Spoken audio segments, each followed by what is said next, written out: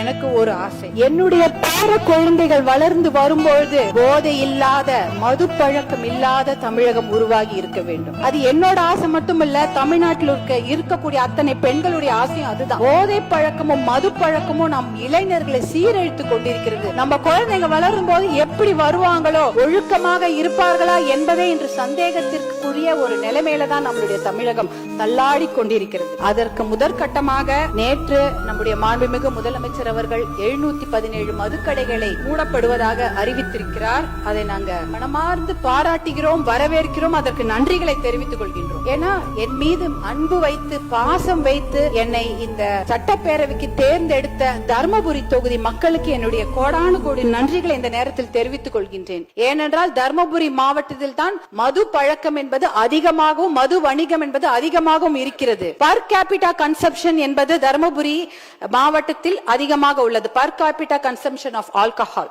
அதாவது மது பழக்கம், தனி மனிதருடைய மது பழக்கம் அதிகமாக இருக்கும் மாவட்டம் எது என்றால் அது தர்மபுரி மாவட்டம். அப்படிப்பட்ட அந்த நிலையில் முதற்கட்டமாக நீங்கள் 717 மதுக்கடைகளை மூட உத்தரவிட்டிருப்பது அது மிகப்பெரிய ஒரு விஷயம். அது பெண்கள் எல்லாரும் அனைவரும் வரவேற்கிறார்கள்.